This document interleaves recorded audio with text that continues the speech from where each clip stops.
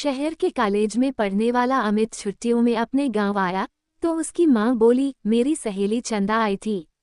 वह और उसकी बेटी रंभा तुझे बहुत याद कर रही थीं। वह कह गई है कि तू जब गांव आए तो उनसे मिलने उनके गांव आ जाए, क्योंकि रंभा अब तेरे साथ रहकर अपनी पढ़ाई करेगी। ये सुनकर दूसरे दिन ही अमित अपनी माँ की सहेली चंदा से मिलने उनके गांव चला गया था। जब अमित वहां पहुंचा तो चंदा और उनके घर के सभी लोग खेतों पर गए हुए थे। घर पर रंभा अकेली थी। अमित को देखकर वह बहुत खुश हुई थी। रंभा बेहद खूबसूरत थी। उसने जब शहर में रहकर अपनी पढ़ाई करने की बात कही तो अमित उससे बोला, तुम मेरे साथ रहकर शहर में पढ़ाई करोगी तो वहां पर तुम्हें शहरी लड़कियों जैसे कपड़े पहनने होंगे। वहां पर यह चुन्नी वुन्नी का फैशन नहीं है। कहकर अमित ने उसकी चुन्नी हटाई तो उसके हाथ रंभा के सुडौल उभारों से टकरा गए।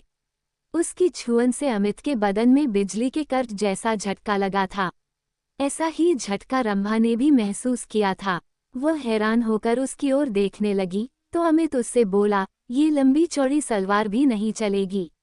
वहां पर तुम्हें शहर की लड़की की तरह रहना होगा। उनकी तरह लड़कों से दोस्ती करनी होगी। उनके साथ वह सब कुछ करना होगा जो तुम गांव की लड़कियां शादी के बाद अपने पतियों के साथ करती हो। कहकर वह उसकी ओर देखने लगा तो वह शर्माते हुए बोली, ये सब पाप होता है।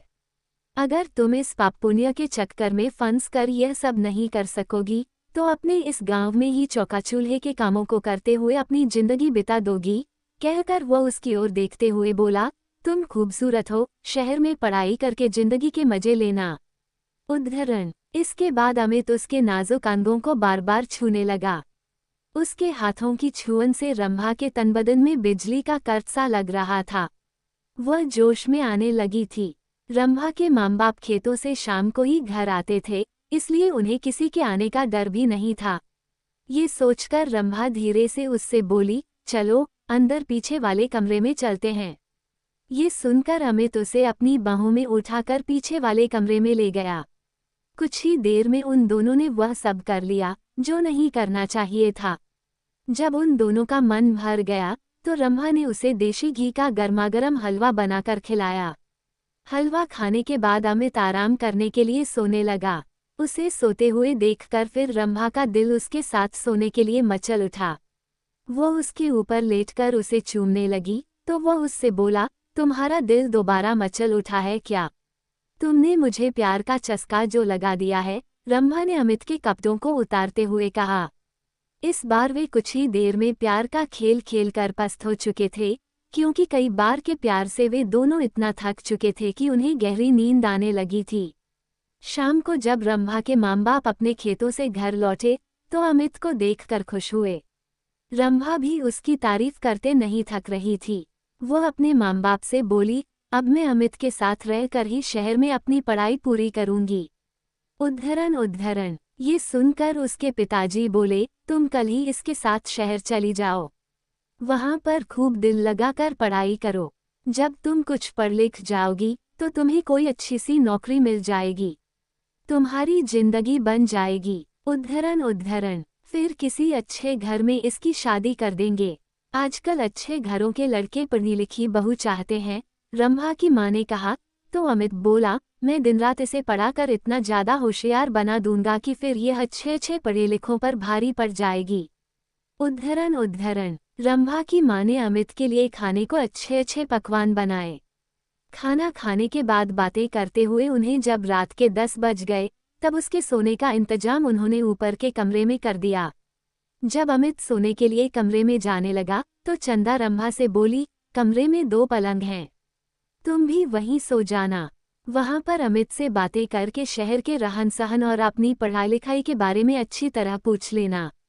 उद्धरण। ये सुनकर रंभा मुस्कुराते हुए बोली, जब से अमित घर पर आया है तब से मैं उससे खूब जानकारी ले चुकी हूँ।